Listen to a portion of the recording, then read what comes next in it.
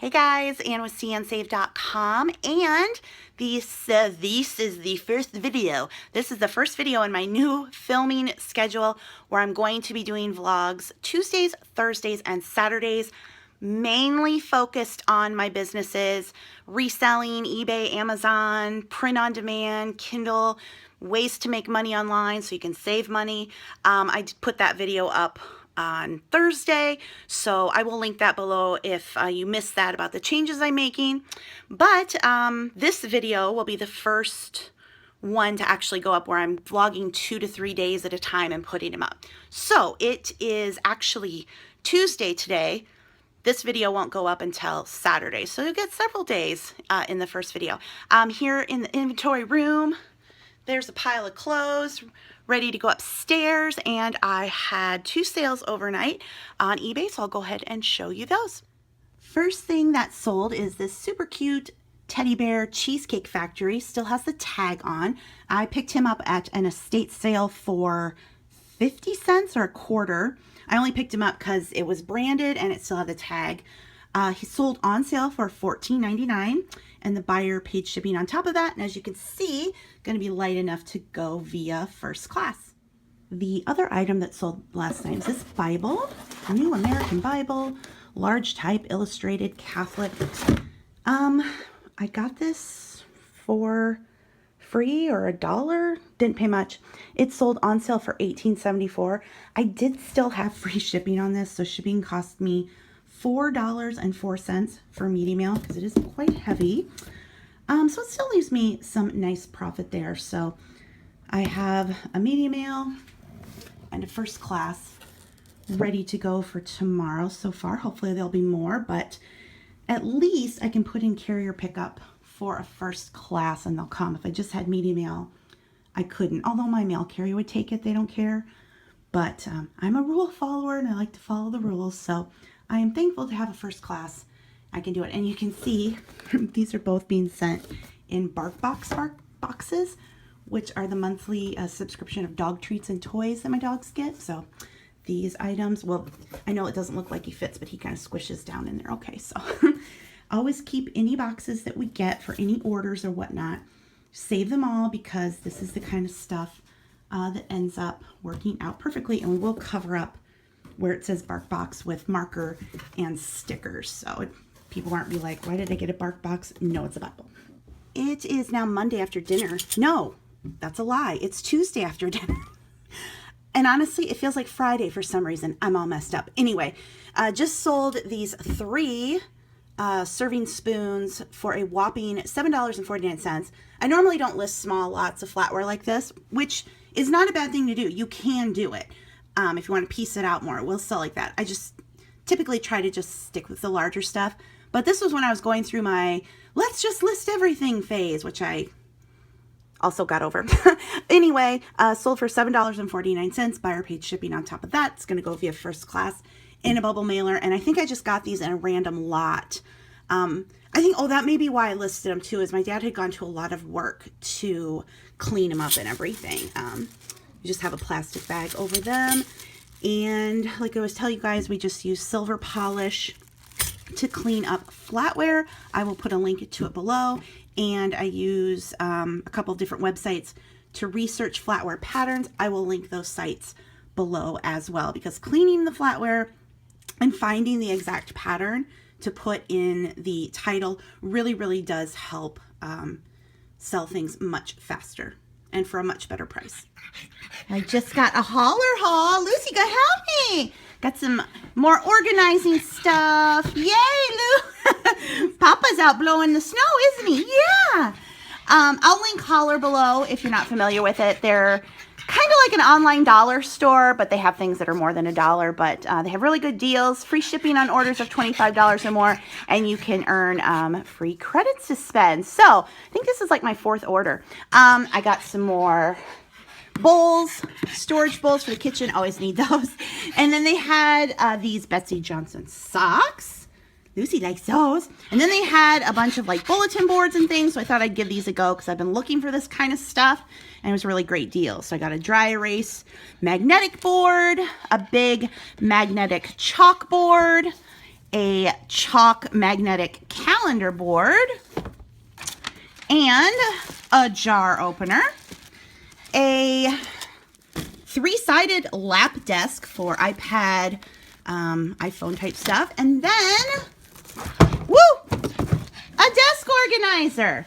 Super cool, great deal. So yeah, if you're not already familiar with Holler, be sure to go check them out. I don't know if when I post this, if this stuff is still available, because stuff does sell out fast, but yeah, good thing to sign up, and then you get the messages when they get new stuff in. Hey guys, so it is now Wednesday and my Transformers lot just ended and it sold for $333, which is my biggest eBay sale I've ever had. I've had a couple of $200 sales. So 333 is awesome. Right up until the last minute, it was at $192.50 with 43 watchers. And then at the last minute, it just jumped straight up. So I think a lot of people had put in like maximum bids or sniper programs that people use. So I was hoping for at least 200. So 333 is awesome. Now let's just hope the person pays. So I thought I would take this time now to go in and answer some questions that were left on my last video. So I'm just going to scroll through the comments here. I think this will be kind of nice now that I'm switching to this 3 video a week, mostly eBay content, is that I can use the time to answer questions. So you leave questions in the comments, look forward to them being answered here. Somebody mentioned the brass candlesticks I got, to look them up. Yes, I will do that. Let's see, someone said they've sold FBA and they're doing merchant fulfilled and they got charged the 99 cents. So with Amazon, merchant fulfilled or FBA, you get charged an additional 99-cent fee unless you have a pro merchant account. Pro merchant account is $39.99 a month. So if you are selling more than $40 a month, or I'm sorry, more than 40 items a month on Amazon, merchant fulfilled or FBA, it's worth it to have the seller account. If you're selling less than that, the $40 isn't worth it. You might as well just add in the 99-cent fee to, you know, your sales. So yeah, Amazon gets you on the pricing no matter what you do. Oh, somebody mentioned the 5X shirt. Yes, I've actually had 7X before that I have found and sold. Someone wanted to know why don't I have a garage sale for the stuff I don't sell. The thing is that I have a consignment store I can take stuff to, and I get more money at the consignment store, and I hate having garage sales. I hate having people come to my house. I hate people rifling through my stuff, asking a bunch of questions, dilly-dallying. I hate garage sales. So thank goodness I have the consignment store to take things to. Yeah, because then, like I said, I get my money back and actually make a bit of a profit. So no garage sales for me. If I didn't have the consignment store, when I didn't have the consignment store, I did have some garage sales. I hated them, and half the time I would just throw it out on the lawn with a free sign or take it to Goodwill. Let's see. Love your organized basement. Me too. Hi, Ann. Did you put peanuts in the box with the coffee mugs also? Or are they good to go once they're wrapped in bubble wrap and cardboard? We don't put peanuts in, but my dad will mash up newspaper and put it in there for some additional packing. When you're using newspaper to pack, it's fine. You just want to make sure that the item itself is wrapped in something so the ink doesn't rub off. So my dad will do the bubble wrap cardboard configuration so the mug itself is protected, and then, you know, crunch up newspaper in and around that. We wouldn't never just put newspaper in around the item. He did the flatware the other day, and we did put packing peanuts in those just because I had a bunch of them. But usually just use newspaper as long as the item itself is protected against the ink. I've had 2 people mention that there's an orb in the video. I will have to go back and watch that too. Do you wash coats and blazers too? It depends. I personally would like to wash everything because I just think it's gross. I don't like touching used stuff. But in the interest of time, and sometimes washing things makes them super wrinkled, and when I pick them up, they're already really nice and I don't want to wreck them. So it just depends. I look them over. And also when I go to hang them up to do photos, I can see them more clearly. So it just depends. I Coats and blazers, it's nice not to, just because they're so big and bulky, and if they come and they look like they're clean and they look like they got donated washed, then I try not to. Somebody mentioned taking hand sanitizer to the permanent marker. I will try that. I don't know why they do it. I hate that. They only do it on the stuff that's on the special racks, which they also clip a sign to saying that it's more. And it's so funny when you go to look at the special racks with the high price. I have found things, you know, Walmart brands, Old Navy stuff, which I will buy Old Navy to resell, but not the stuff they put on. So it's just whoever the worker is might find something and think it's special. They put it on. So I don't know. Another person with the orb. The ease in which you seem to know your brand names and how to handle your mail charges is awesome. I've always been too intimidated to sell on eBay. Well, I'm going on 12 years.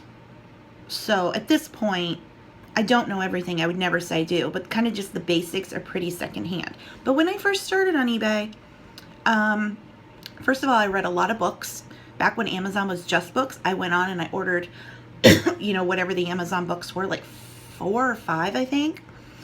And I lurked on the eBay message boards to learn things. I didn't post too much there because it was pretty vicious. I don't know if it still is, but people would really like get into it. But I kind of lurked there. And then I just started very, very slow. And what I always tell people, first when you're starting eBay, buy a few things. Find some cheap 99-cent items to buy so that you learn how bidding works, fixed price works, offer works, how PayPal, you get your accounts and everything set up, and you can buy a few things to get yourself comfortable with eBay, and you'll also get some feedback.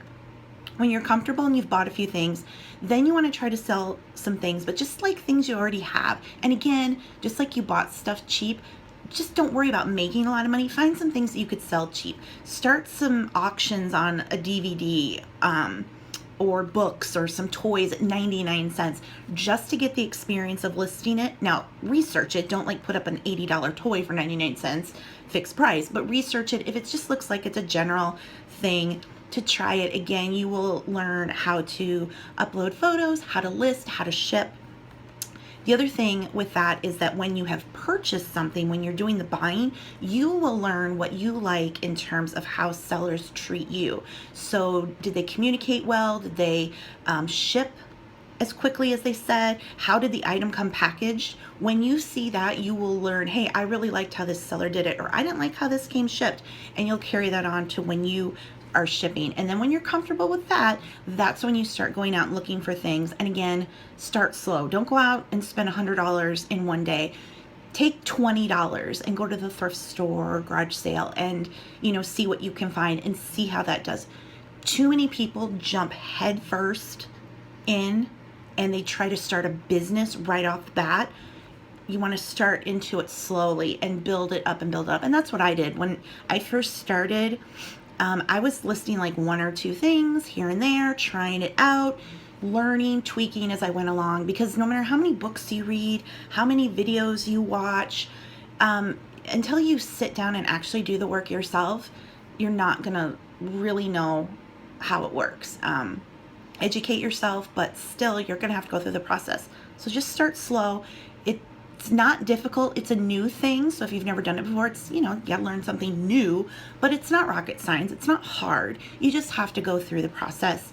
And, you know, after you do a few listings, trust me, it's like, it just becomes like breathing. It's super easy to do once you have a few listings under your belt. Let's see. Oh, Rusty Wallace retired a long time ago, so you might get more for it. Oh, the race car jacket. Oh, someone asked if I tried hairspray on the label. That might take ink out. We'll try that. I've had a lot of comments saying people have been pulling out of Amazon FBA, which I totally understand. This person said they had 3 items that have lost in the system and they can't find it and they're getting storage fees. Oh, they just wanted a caution to get the removal requests before the huge rush comes in. I have been, first of all, stuff has been selling like crazy, even though I'm not making much, but like every time I turn on my phone, the emails are just like, Amazon has shipped an item you sold, Amazon has shipped an item you sold, Amazon has shipped an item you sold, and then I go on and it's like, it's sold for $4. Whatever, I'm getting it out of there. So a lot of stuff is moving.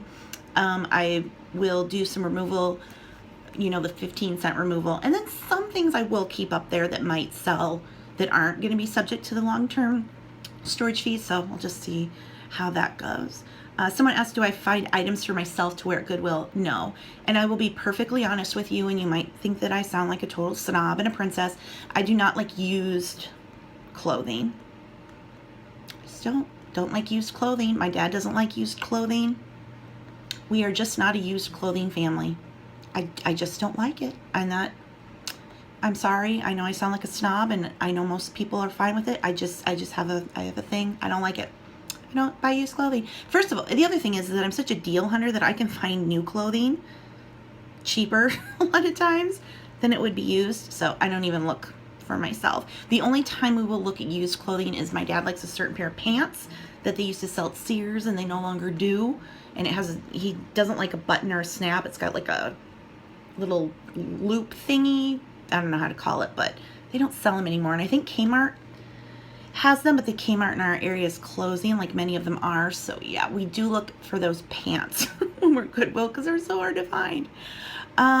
There's another person wanting to know what this orb was.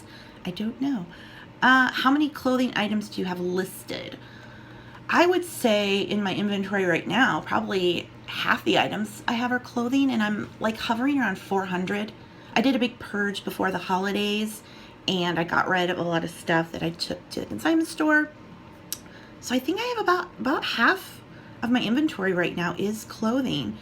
And this person said they mostly do smalls because of the storage. Yeah, clothing can present a storage problem. Now I know some people who do clothing will fold them up and put them in bins, but I have mostly I focus on coats and jackets, bulkier items that are going to bring in more money, so I have to have the racks. So it's tough. It's tough if you can find a closet to dedicate to clothing and really cram it in there.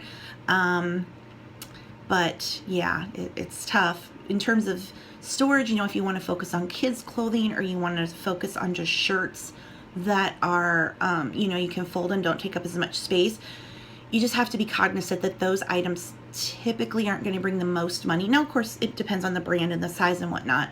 But again, I'm trying to go for things that I can get at least 20 bucks for.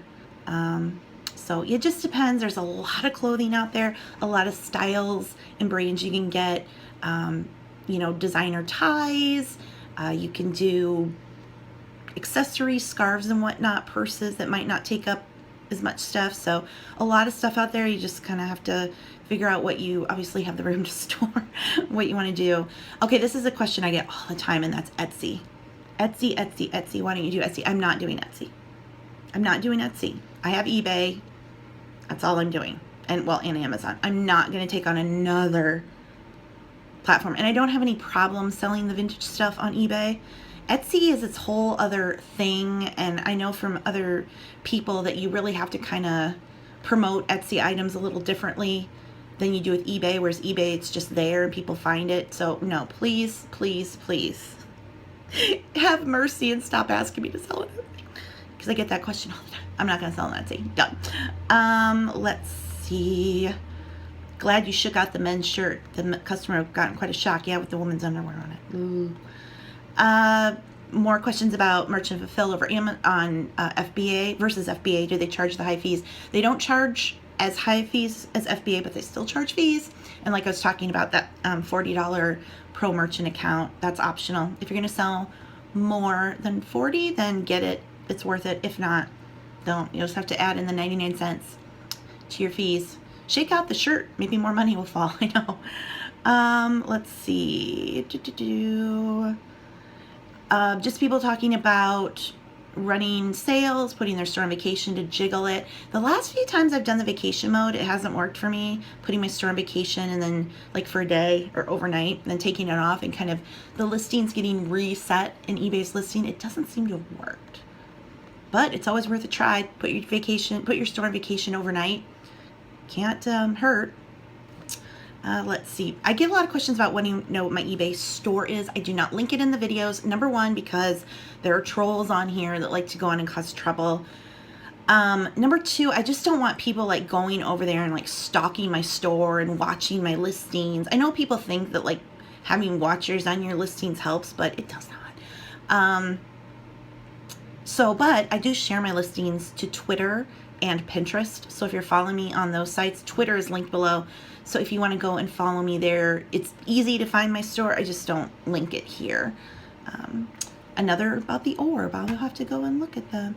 More about FBA losing so many customers.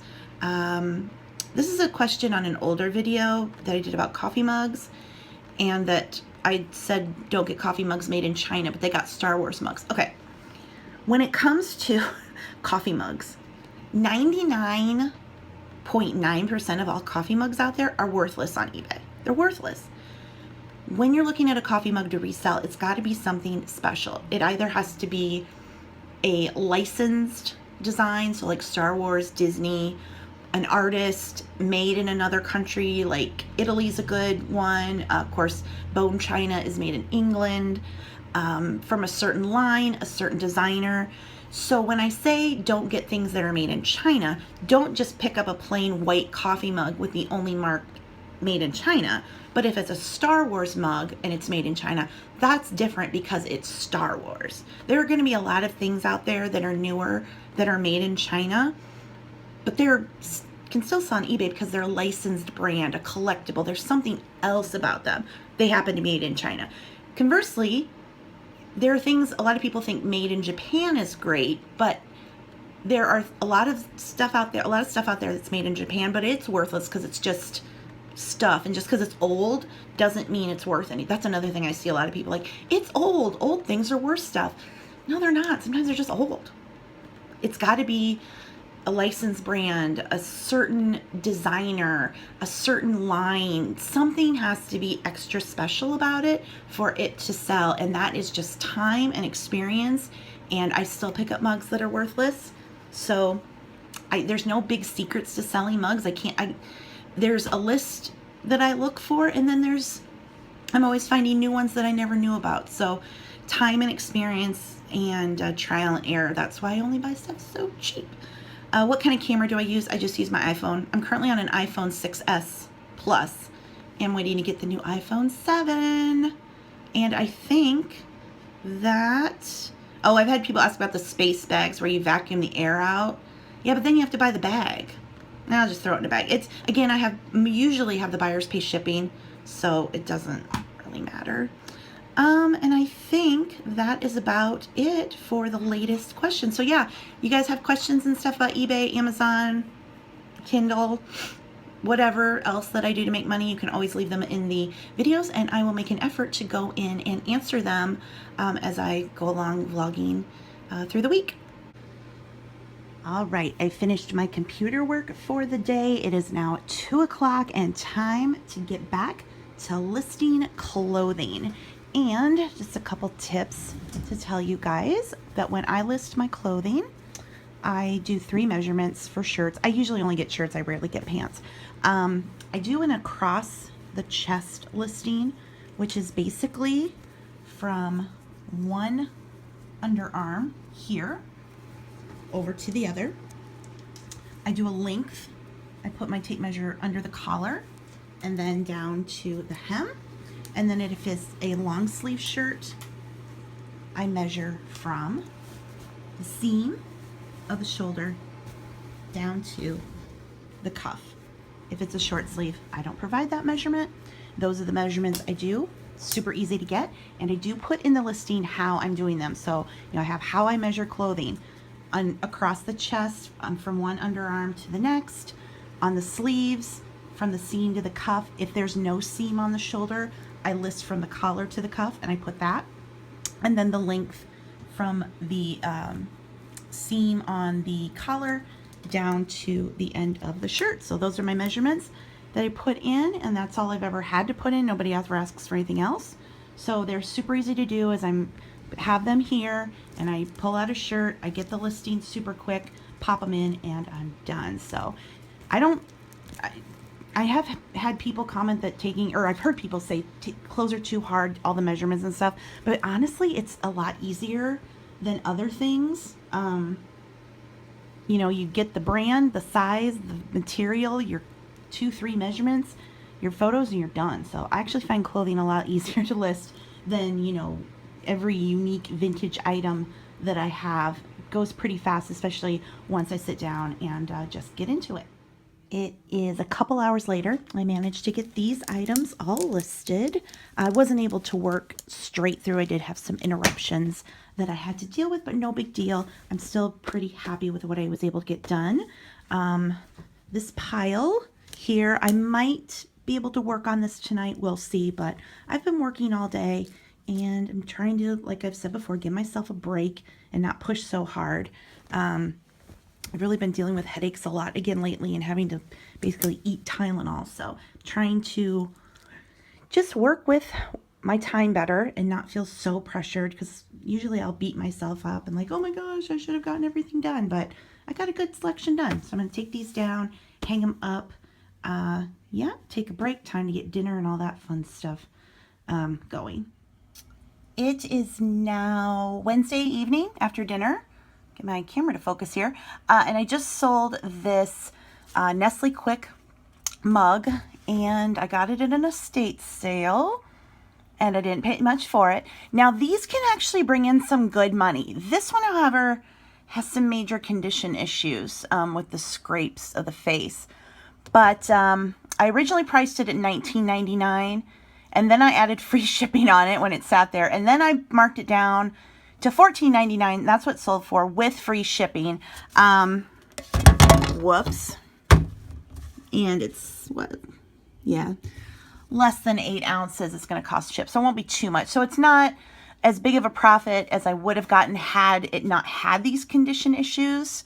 You know, the nose is really scraped up. So be on the lookout for this. You know, if you see this, a good one that's in really good shape can bring as much as $30. I probably could have gotten the 20 had I held on a little longer, even with the condition, but I marked things down. I'm really trying to get more volume going instead of sitting on things for so long and waiting to like eke out every single penny I can. I'd really rather, you know, be generating multiple sales a day, still getting good profits, but maybe, you know, not always getting top dollar that I would get if I waited, but still making a really good profit. Just trying to find that middle ground. So that being said, at least this little guy has sold and is going to a new home, and maybe they'll fix up his little nose. He's so cute.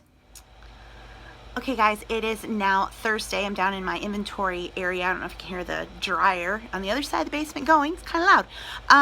I've had a couple more sales. Still waiting for the Transformers lot to pay. But note that eBay gives buyers 4 days to pay before the seller can file a claim. So they have the time to pay. What I personally do, I send an invoice after the sale, and then the day before I can file a claim, I send them a message and say, you know, hi, just a friendly reminder that your PayPal payment is due by tomorrow. If you need more time to pay, please just let me know. I've heard some other people like really going after buyers, like the second they get something, where's my money, where's my money, where's my money? But eBay gives people 4 days to pay. That's in the agreement. That's part of the thing. So, you know, your buyers have 4 days to pay. It's good to reach out. Just a friendly reminder. And if they need more time to pay, to let them work with you on that. So I've really heard some things about like people calling people for the money. I'm like, take it down a notch. It's gonna be okay. eBay will protect you. You know, if somebody doesn't pay, you're gonna get your fees and everything back. So I sold another one of the Disney mugs. These have really been straggling. When I first got them, if you saw over the summer, I bought a lot of 50-ish, and I think the per item price was $1.80. And I sold some for $24.99. And they've just, you know, they've been sitting. I kind of want to get them moving. If people aren't watching or looking, or it's not getting traffic, you know, you got to adjust your prices. So this one finally went on sale for $11.74, I believe, or $11.24, one of the two. And the buyer did pay shipping. It's over £1. It's going to go priority mail. And then this mug, which is funny because we have one of these. My dad has one of these, and my mom put a picture of him when they were in Hawaii in it. So this is a vintage mug. You know, put the photo in.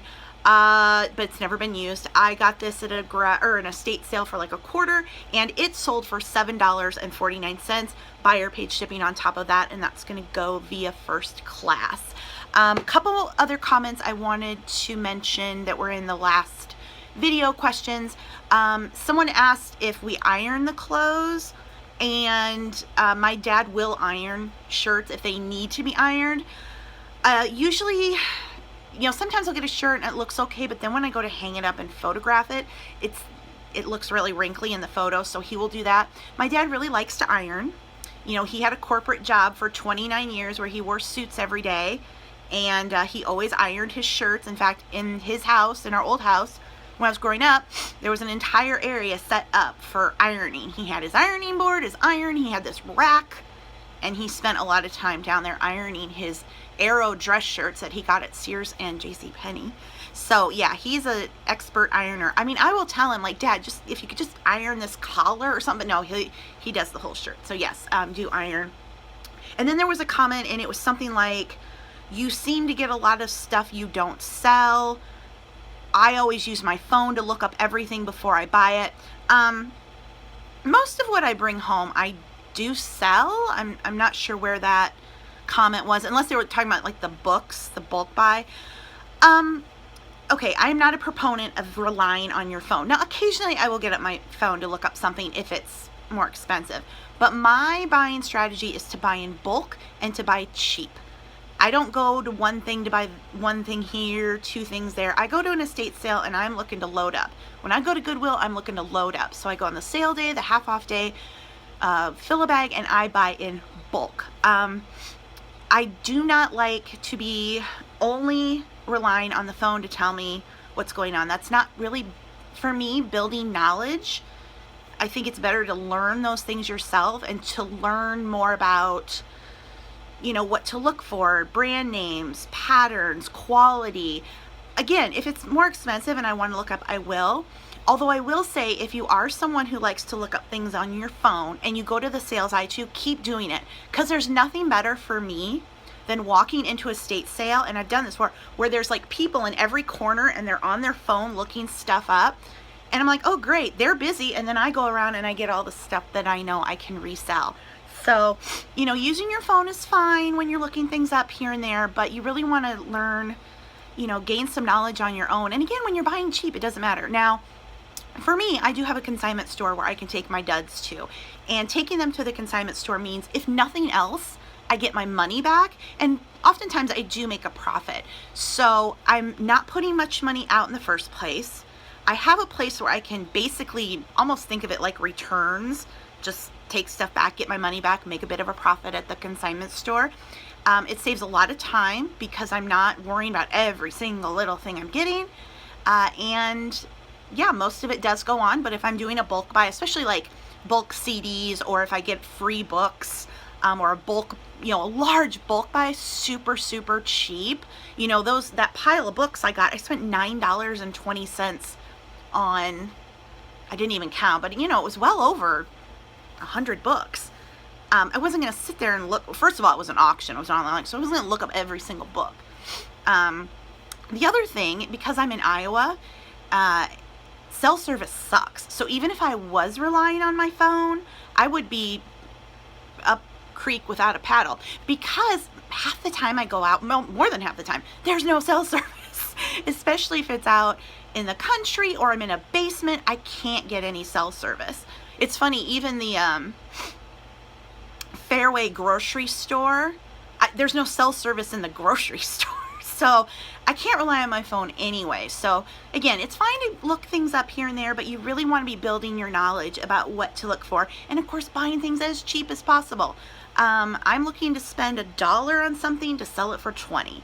That's my, you know, buying. And for me, I'm lucky here because I have the Goodwill sales to shop. The estate sales are reasonably priced. They do the half off days. They do the fill-a-bags. So there are a lot of buying opportunities for me to do that. So anyway, hope that answers those two questions. Did I say I just put up the video about the new schedule? I think I said that at the beginning. Yeah, so hopefully you guys have seen that by now and you're happy. This video will go then up on Saturday, And then Tuesdays, Thursdays, Saturdays from here on in. Somebody already commented they were afraid they wouldn't see Papa and Lucy in the videos. You'll still see Papa and Lucy. I'll still put in little other things, life things in the videos, but again, the content's mainly gonna be focused on making money online. Brand new Dollar Tree is now open. Woohoo! And we're getting a Home Goods and a Ross, and Hobby Lobby is down there open. We have 2 Hobby Lobbies. They closed one of the old ones and built a new one, but Home Goods is new, Ross is new, and I swear this is like the 7th Dollar Tree we now have. But that was a nice store. So I just got out of that Dollar Tree and I got some hand soaps and some just general stuff that I normally get at Dollar Tree. And I also did some retail arbitrage for things to sell on eBay and Amazon. However, I am not going to show you those things. And I'm not going to talk about what I look for or anything like that, because there are 3 rules to retail arbitrage. And I put this on my Instagram, Facebook, Twitter the other day. 3 rules of retail arbitrage. Number 1, do not talk about retail arbitrage. Number 2, do not talk about retail arbitrage. And number 3, if you hear someone talk about retail arbitrage, don't go and buy the item that they're showing, because now everyone has seen it and the market will tank and no one will make money. And this is a problem that has been going on ever since the beginning of YouTube reseller videos, and that's people sharing too much information because they want to. I hear this all the time. I just want to help people. The thing is, if you're talking about common items that anyone can go and find to buy, to resell, you're not helping anyone, least of all yourself. Everyone who's watching your video, most of them are going to go buy that item, and it only takes a handful of people to buy an item that you've shown for the market to completely tank and for no one to make money. So helping, they're not going to make money. You're not going to make money. Anyone else who did it didn't get money. The only place that made money is the store you bought it from. So I know it's tempting to, want to share and get those views. And I know it kind of makes people feel popular to share so much, but you're just giving everything away. And when no one makes money, no one is helped. I only show my secondhand finds, or if I do show a retail arbitrage item, it's something that I got a while back and waited to list, and now it's selling because it's not in the store anymore. And, there'll be people say, that's selfish, shouldn't do that. It's not selfish, because again, when you're giving away retail arbitrage items if I showed you what I just got at Dollar Tree, you all would go, even if 10 of you went out and got the same thing, that would be enough to kill the market. And then none of us would make any money. So that's not helping anyone. So it's actually the unselfish thing to do is to keep those things to yourself until such time that the item is no longer available in the store and it's been a while, if you want to share. But I don't do too much Dollar Tree retail arbitrage. I did back in the day when I was doing like my gift business and stuff.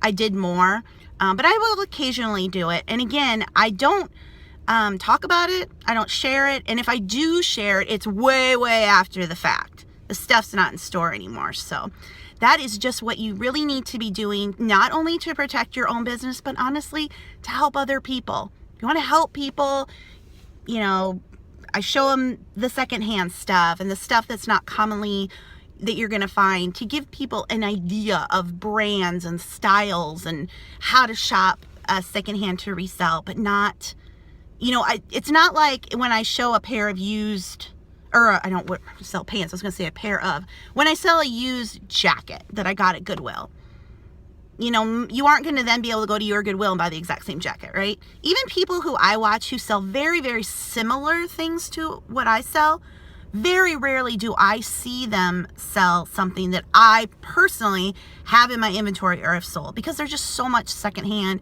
kind of one-of-a-kind stuff out there. So that stuff is fine to share. But the common retail arbitrage stuff, zip it. Just zip it. I see so many videos of people posting that stuff, and I'm like, you just ruined it for everyone, and no one's going to make money. So those are my 3 retail arbitrage tips. Anyway, okay, back home. I'm back from Michael's with my $4 grab bags, and Papa says he doesn't want anything to do with them. That's what you said. I'll open them up myself. There's everything 28 bucks bought. Some will go on eBay, some will be gifts or I'll keep, and the rest will go to the consignment store. I'll definitely be able to quadruple my money easily just at the consignment store. So got cards and nutcrackers, birds, little icons, ornaments, stickers, straws, ribbon, candle holders, stamps, bags, floral, ribbon, light up signs, letters, those sticks that smell like a tree, floral, lots of really good stuff. My store still has lots of bags left, so if you haven't gotten out yet, it's worth a try to go and see if your Michaels has bags or boxes for $5.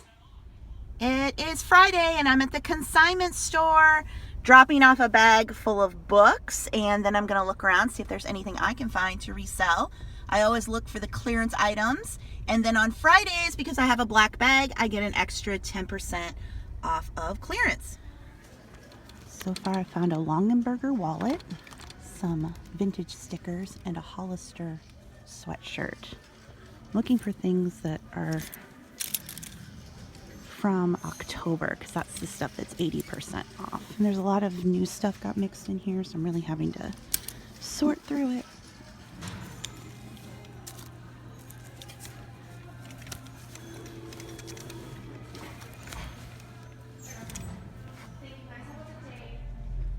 Okay, so I filled my bag for $20 in change, and I had enough store credit to pay for the whole thing, so I got that all just on my credit. She's like, you got all that for free. I think I had $21 in my account, so yay, that covered that.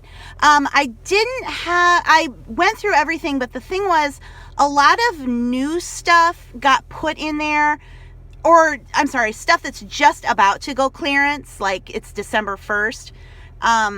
And then a lot of stuff was at the 50%. So by next week, a lot of this stuff will turn over and be at the 80% off. And then when I come on Fridays in the black bag, it's another 10%. So most of it I got for 90%. I got a few things for 60. But yeah, $20 for a whole bag of stuff to resell. Woohoo! I'll show it to y'all when I get home too. Okay, back from the consignment store. I spent $20 in change, and I had enough in my account to cover it all.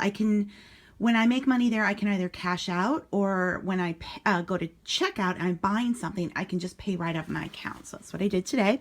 I got these stickers of dolphins, and they were 99 cents. I got them for 60% off, and they are from 1999 from Trend. So they do have some age to them. Nice new in the pack. Then I got this is a Longenberger basket wallet, and they took the price off that. I don't know what it was. Anyway, like I said, $20 and change for everything. I got this Super Bowl for the Packers t-shirt. I got this LL Bean men's large tall men's dress shirt. I've never picked up Hollister before, so I don't know, but I mean, this looked like really good quality. It's kind of like a tracksuit jacket, large, and it was 90% off. I think all but two, excuse me, pieces of clothing were 90% off with my black bag. Got that. Then this is still new with tags. It's an Izod extra large tall pullover. This is a women's Talbot size 18 blazer. This is a Gap men's sweater, still has the tag on, $50 originally. They had it at $12.99 and I got it for 90% off.